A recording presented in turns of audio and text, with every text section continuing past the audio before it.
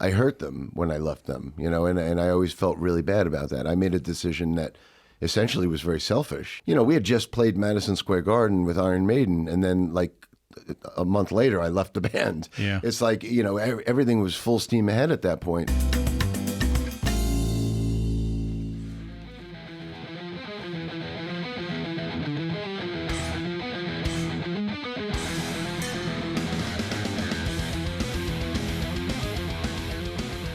That's a little bit of Night Terror from their brand new album, Parasomnia. Dream Theater with Mike Portnoy on drums are back. They're also back out on the road, and it is a great pleasure to welcome Mike to the studio right now. How are you? Good. Thank you. Thanks for having me. It was cool to watch you hit the bell. Yeah, that was Night Terror was the first song we wrote. Coming back together and starting this session, and it was the first song we released. And I knew that one of the very first things that had to be heard was that infamous bell. Somebody made a compilation on YouTube. There's a great video of every one of my albums chronologically, all my bands. That single bell makes an appearance in almost every album I've ever made. I've made about 100 albums at this point, and that's like a signature thing. But truth be told, I stole it from Neil Peart. Tell me. Yeah, that actually was the first time I ever heard that, like a band stopping a ding, was from Hemispheres. The prelude of Hemispheres. So I politely stole it from him and have used it ever since. I'm glad you brought up Rush because I was hoping to talk to you a little bit about him. But first, hey, welcome here, man. Thank you. Tour's feeling good?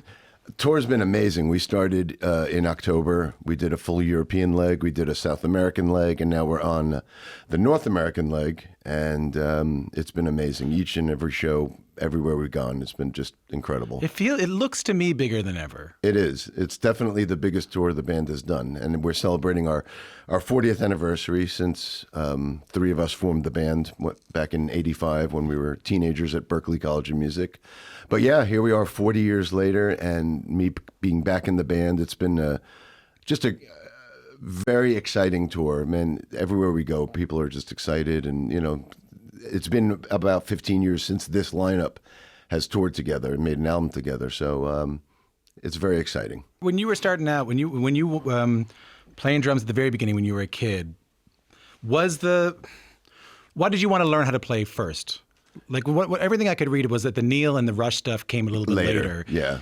Bonham or Keith Moon or Bonham and Keith Moon were two of the biggest, and still to this day are two of my biggest heroes. But before them came Ringo, really, and Charlie Watts as well, for that matter. But Ringo was a big one. I was brought up on the Beatles from day one. I was born April 20th, 1967, which was the day that they completed Sgt. Pepper, and then it came out 6 weeks later. And I was listening to it when it came out 6 weeks later.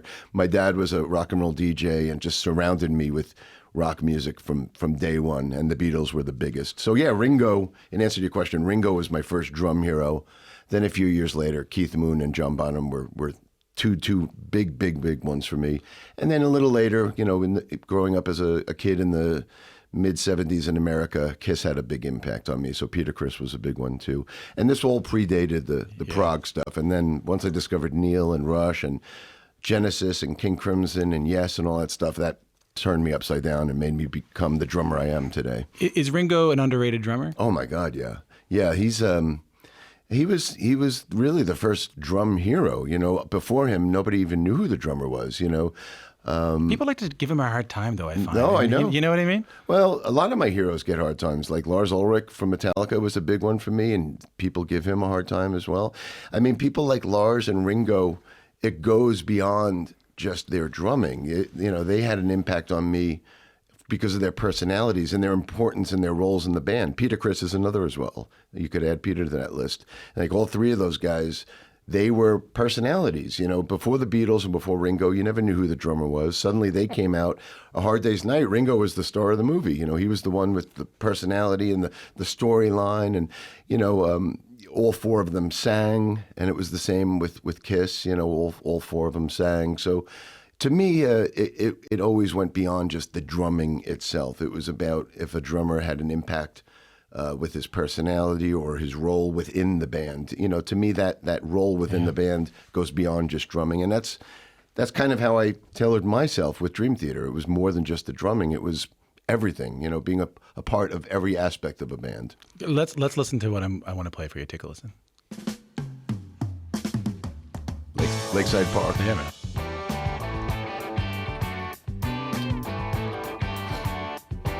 So tell us what we're hearing. That's Lakeside Park. And by Rush, Neil Peart. It was their third album, Caress of Steel.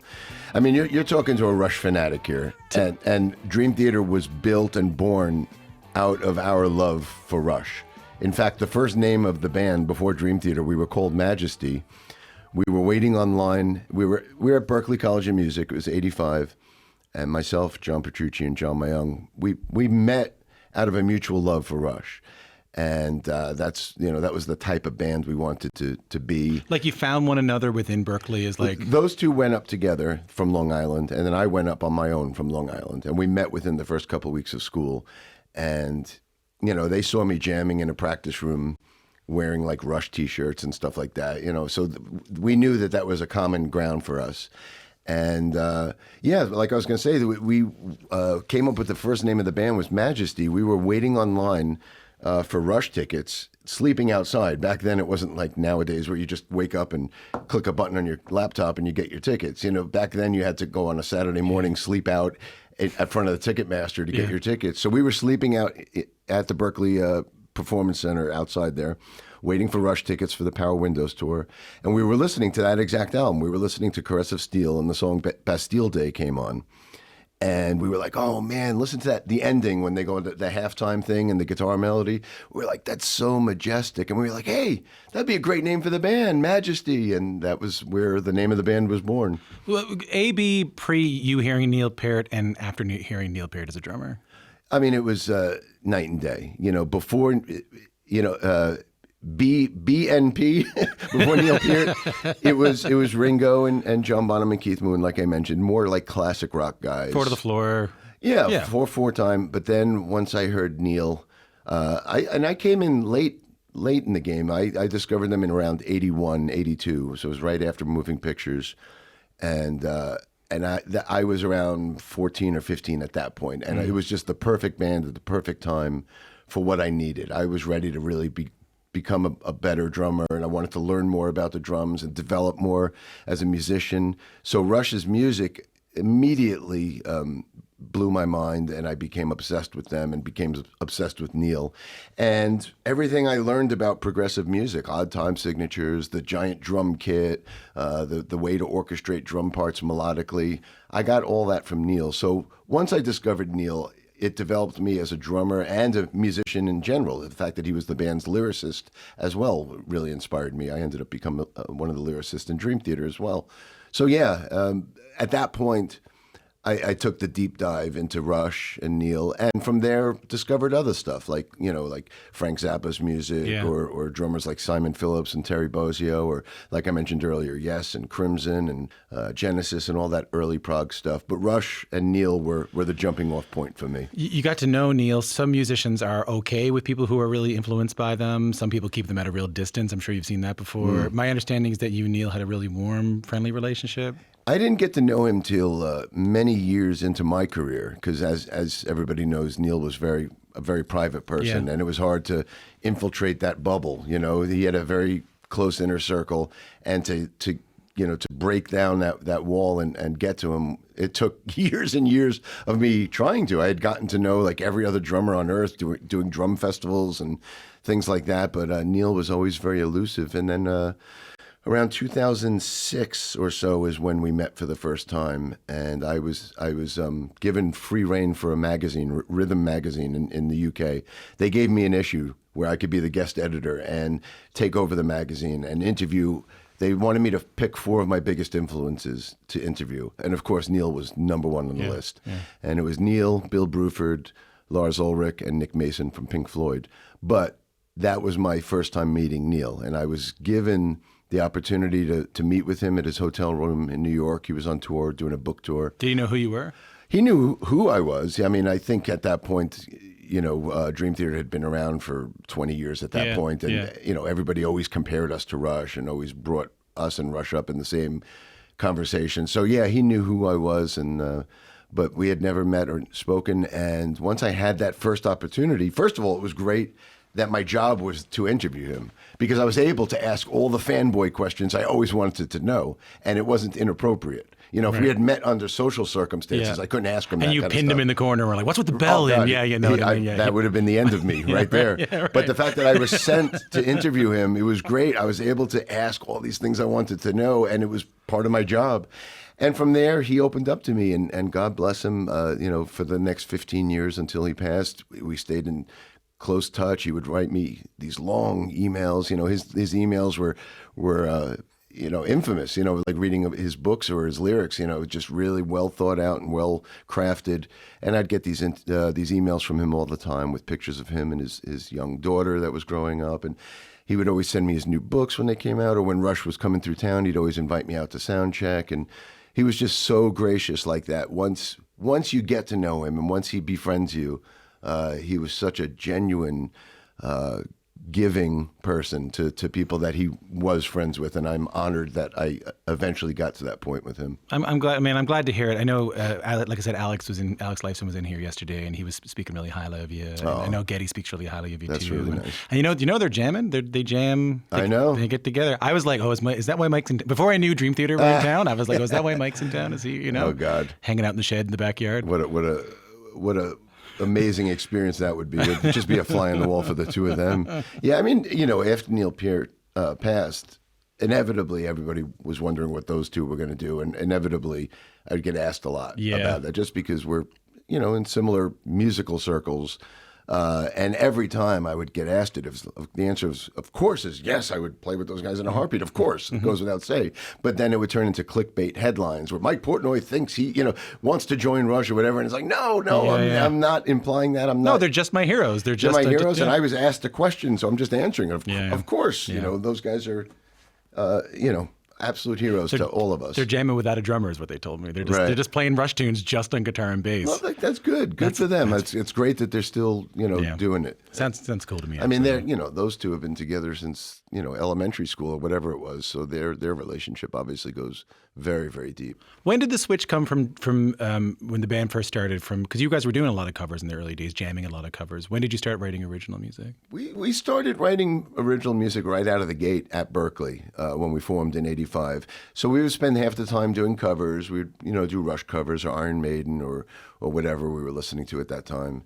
Were you fish out of water at Berkeley? Big time. Yeah. Yeah, everybody there were jazz guys. And we were, you know, you'd go down the hallway and you'd hear everybody doing, you know, Miles Davis covers or Chick Corea stuff or jazz, like standards, swing stuff. And then you go past our room and we're playing like La Via Strangiato, you know, and Xanadu and doing all these Rush covers. And yeah, we were definitely the outcasts at that time. And now you go to Berkeley and it's all Dream Theater kids. They're all playing Dream Theater songs. You know, they're all into this prog metal world that has evolved, you know, over the last couple decades. But yeah, at the time, we were doing a lot of covers. In answer to your question, we started writing our own material right out of the gates as well. So at Berkeley, the three of us started writing material that turned into our first demo in 1986, the Majesty demo. A few years later, got our first record deal, and eventually found our singer who was from up here in Toronto, James Labrie.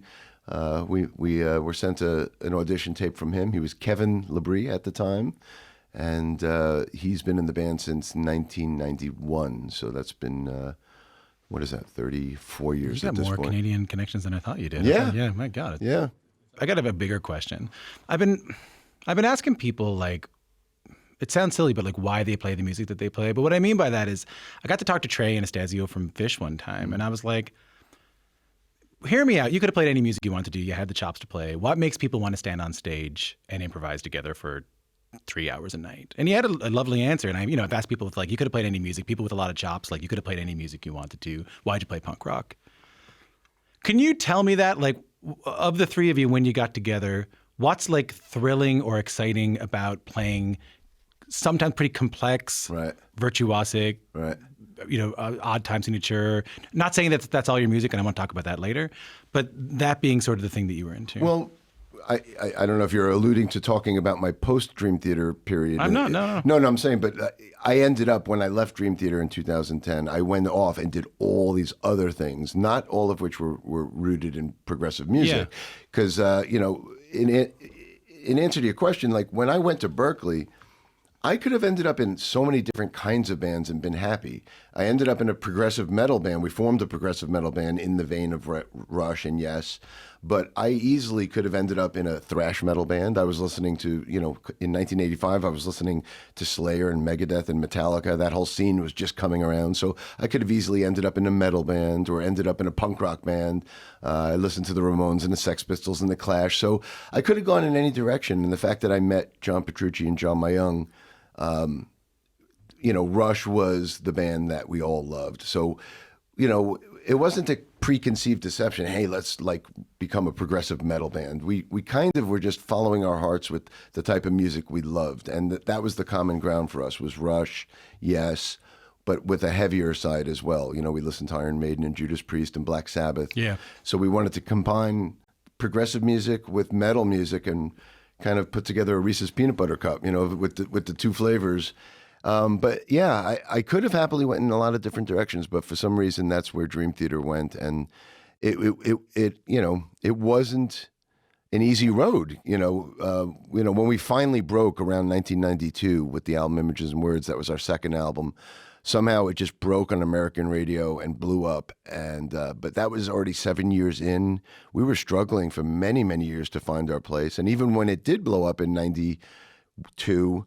That was in the height of Nirvana and Stone Temple Pilots and Jane's Addiction and the Red Hot Chili Peppers, grunge. We were total outcasts. So I think maybe we fell into this musical direction because we were trying to fill a void that wasn't popular at the time. Most bands will follow a trend and follow something that's popular to get popular. We went the opposite way. We were like, okay, we love early Rush. We love Hemispheres and Farewell to Kings and Permanent Waves. And we love Yes's Close to the Edge and Genesis, Trick of the Tail and, Lamb Lies Down on Broadway. And, so we were, and at that point in mid-'80s, all those bands, Genesis, Yes, Rush, they were writing shorter songs, a little more traditional arrangements. So we were trying to just fill a void, because by mid-'80s, our favorite prog bands weren't doing the long, very complex very cool. music. So we were trying to just fill a void that, as listeners, and do something, a style that we loved listening to. Can we hear that from '92 some, if you have it there?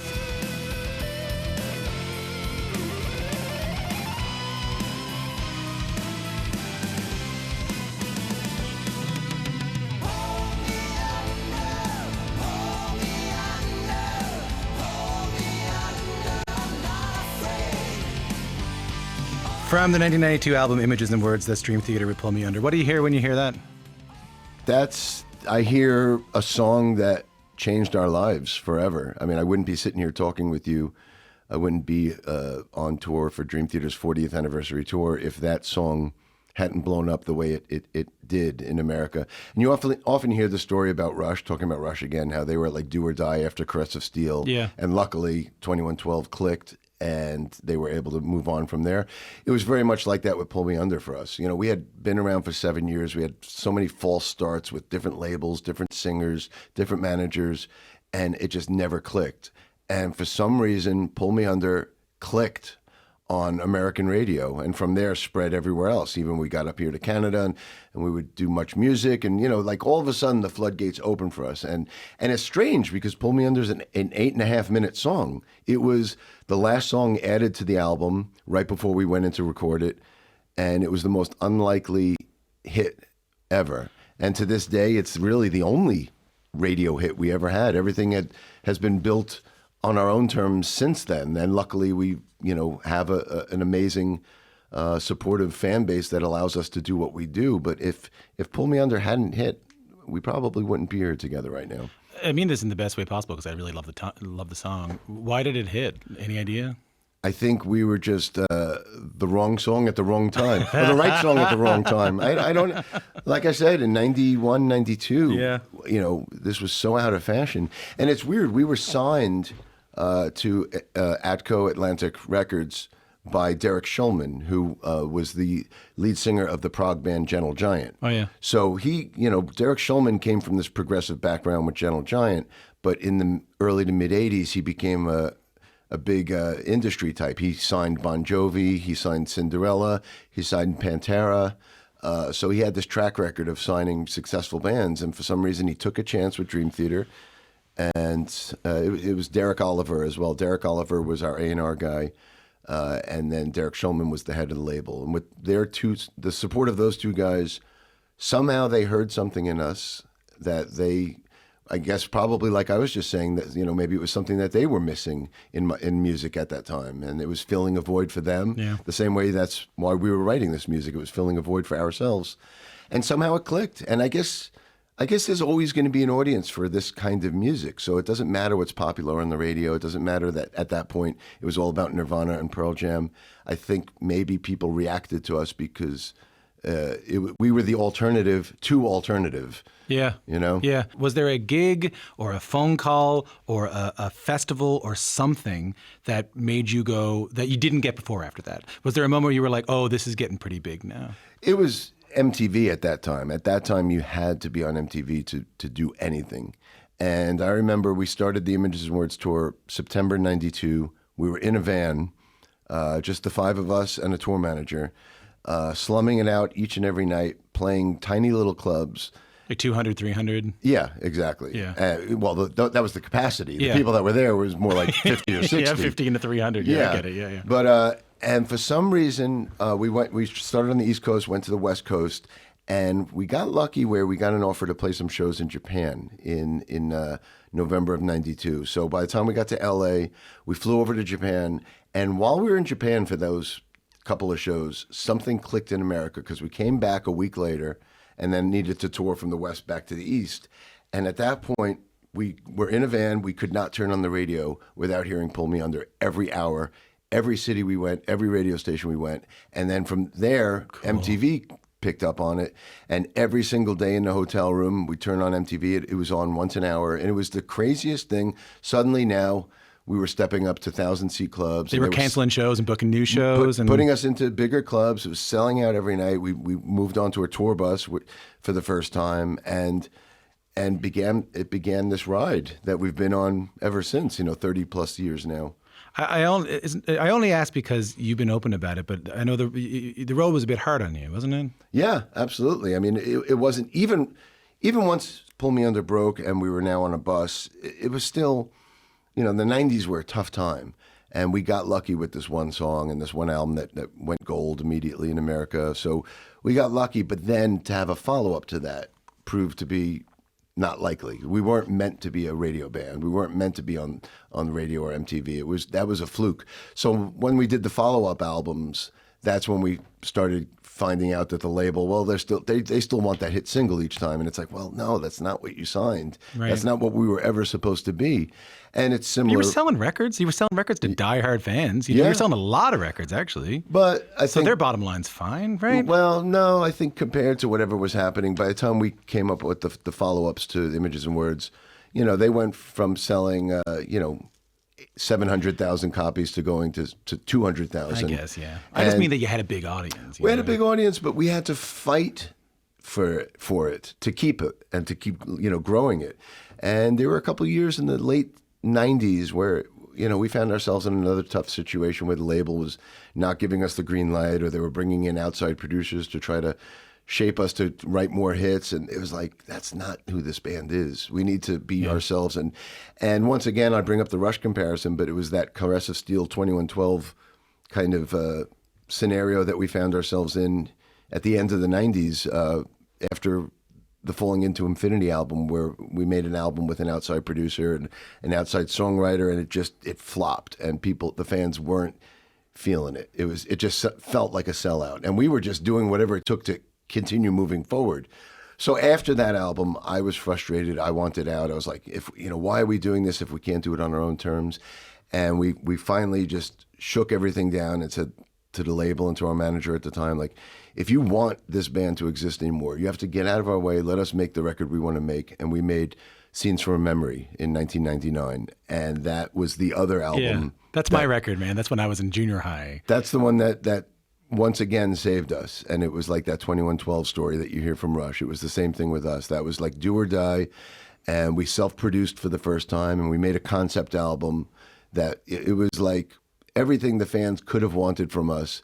and everything the label was afraid to get from us. Yeah. But somehow it worked. And then at that point, we became self-produced for the rest of our career, and we've done things on our own terms for the rest of our career since then. Did you ever hear that Neil Young quote where he says, I was being pushed into the mainstream, so I turned it into the ditch? No. Yeah, I get it. No, it's I was being pushed into the middle of the road, so I put the car in the ditch. I get it. Yeah. That's absolutely where we were at that point. That's really, and you were, you've been pretty open about how the road was kind of tough on you. Like, you had to get sober at some point, if you don't mind me bringing it up. Yeah. Only because you seem to talk about it. You seem to get something out of it. Yeah, I can't get upset about being asked about it because I openly have written about it. I wrote 5 songs over the course of 5 albums in my early sobriety. I wanted to write lyrics about the 12 steps because it was such a big part of my life at that stage in the early 2000s. So yeah, I had this idea of writing about the 12 steps, but it's such a big subject to tackle. I knew it couldn't possibly happen with one song. So I decided to write a song about steps 1, 2, and 3. Then the next album, we continued where that song left off musically and lyrically. And then I wrote about steps 4 and 5 and so on and so forth. Over the course of 5 albums, I wrote 5 songs which covered the 12 steps. So yeah, I've been open about it, and I needed that at that stage of my life in order to still be here talking to you. I mean, I at that point in the late 90s, early 2000s, I was a newborn father. I had 2 kids that were born in the late 90s. And my drinking and drugging was out of control. And you were on the road a lot, man. You were away from home, Yeah, absolutely. And, a lot of the time I would just drink out of boredom. You're sitting around, you play a 2-hour show every night, a 3-hour show every night. You're sitting around for 21, 22 hours the rest of the time, just killing time. So yeah, it was dangerous for me in those early days, and I didn't want to become a rock and roll casualty like my heroes, Keith Moon and John Bonham. So I got sober at that stage, and it was a big, big part. And thank God I had the band's support. They were, those guys never had substance issues. It was always me hanging out with either with the crew guys or with the opening bands. And once I got sober at that stage, the guys in Dream Theater were so supportive. We would have no alcohol in the buses or the dressing rooms, or John Petrucci would come by my hotel room and empty out the mini bar. So that's lovely. Yeah, so I had a lot of support from those guys. Maybe I'm more curious about it. I got a buddy of mine who, he died on the road. Late one night, after a gig where everyone was chanting his name and everyone was, God. you know what I mean? Like everyone was loving him, and then that was it. Well, it could be rough out there. I mean, I don't know the story exactly of what happened to Chris Cornell, but that's just one example I'm pulling out of the top of my head. Similar story, yeah. What you just mentioned kind of made me think of him. But yeah, sometimes you could be on stage in front of 10,000 people cheering your name and they love you, but you get back to your hotel room at the end of the night and you're all by yourself, and you could be really isolated or lonely. So yeah, it's very, very easy to get sucked into that vortex, When you left Dream Theater, was it hard to get used to that rhythm going away? Sorry, that's the wrong thing to say to a drummer, by the way. Like the rhythm of being on the road, the rhythm of making records, touring with this band, catering, I don't know, Here's the funny thing. When I left Dream Theater in 2010, I left because I was fried from the write, record, tour, write, record, tour, write, record, tour. It was just an endless cycle that at that point was going on for 25 years at that point for me. And I, being the control freak I was, oversaw every element, not just the music and the lyrics and the melodies and the production, but also the merch and the fan clubs and, everything, the set list. So it was all encompassing, and I was fried. So the biggest irony is I wanted to take a break, and we came to a head where I ended up leaving the band because I needed a break. But that's the biggest irony of all, is that I went off from there to form like 87 bands. You're busy. I was looking at that, man. You were busier then than ever. The 13 years I was out of Dream Theater, I made, 50 or 60 albums with dozens of different bands and artists. So that's the biggest irony, is like I suddenly went from doing write, record, tour with one band to now doing it with like a dozen bands and never having a break.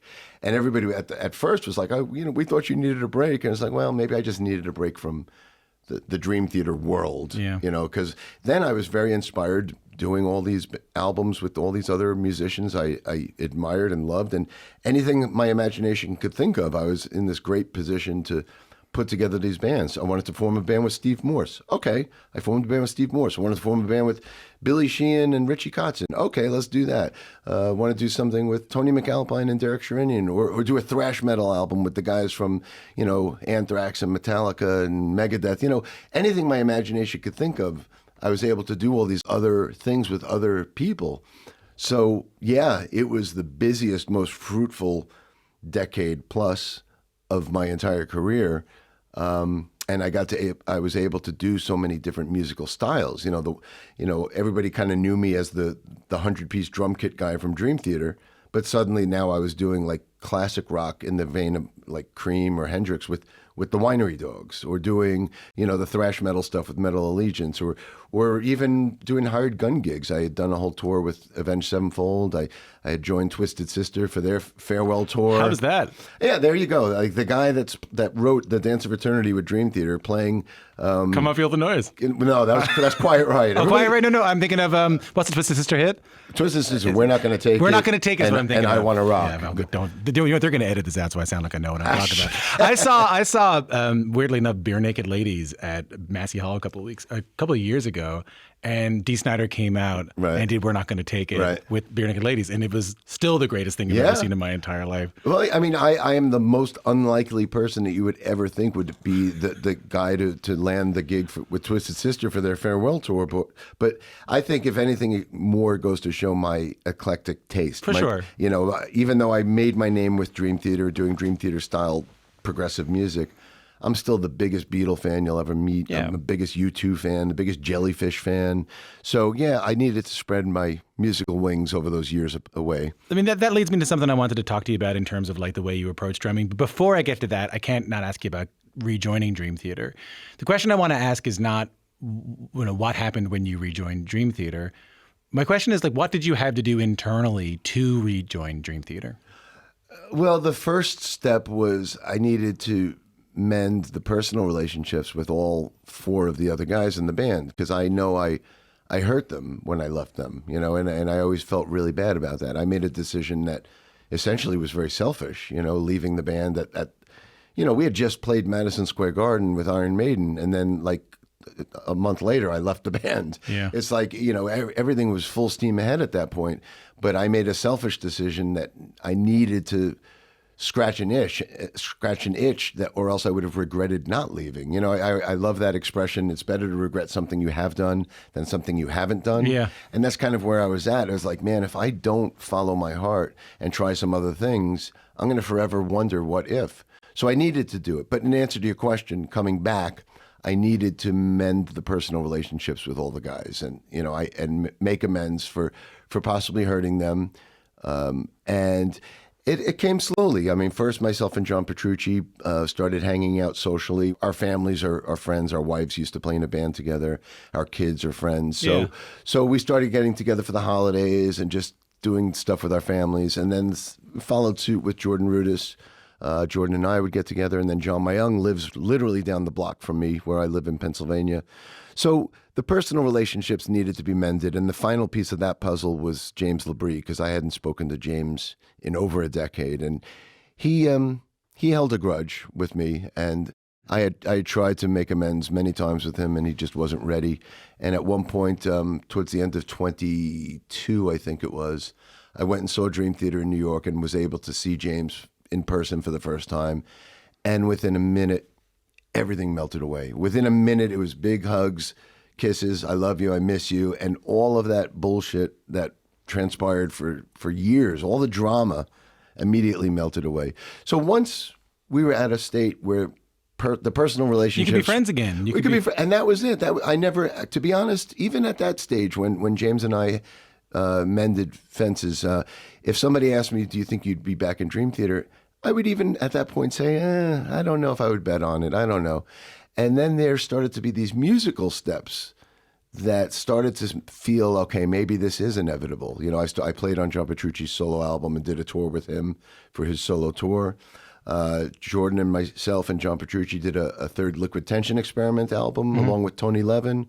So we started having these musical steps that started to feel, well, maybe this is the time and place. And, we're all getting older. We're all in our late 50s, and some of the guys are even in their 60s at this point. And, we look at like what happened with Rush, not to keep coming back to Rush, but here we are in Canada. Come on, why not? And they were, they had done their 40th anniversary tour and then retired. And then, 5 years later, Neil was gone. So, things like that would make us think like, who knows how much time we have left here personally or collectively as a band.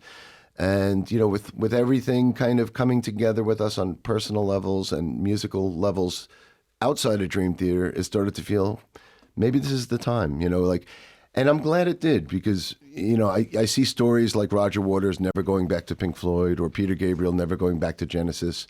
And I always dreaded, like, I hope that's not going to be the case with me in Dream Theater. I hope we someday reunite and ride off into the sunset together, as it's meant to be. And that's where we're at. Here we are. Bigger than ever. Yeah. They're going to kick you out here in a minute, but I gotta, because I'm getting the, you probably got to go to sound check or something. Sound check and then meet and greet. And let me ask you this. This is something that I think about a lot. And you're a really technically proficient player who is admired by technically proficient drummers. That's you're like an idol to people who play you. with a lot of chops and all that kind of stuff. When you're writing parts, when you're playing, especially in parts where you might be a little bit more isolated or you might be playing a little bit more, I don't know, apparent, do you think more in terms of technical precision, storytelling with the tune, or feel?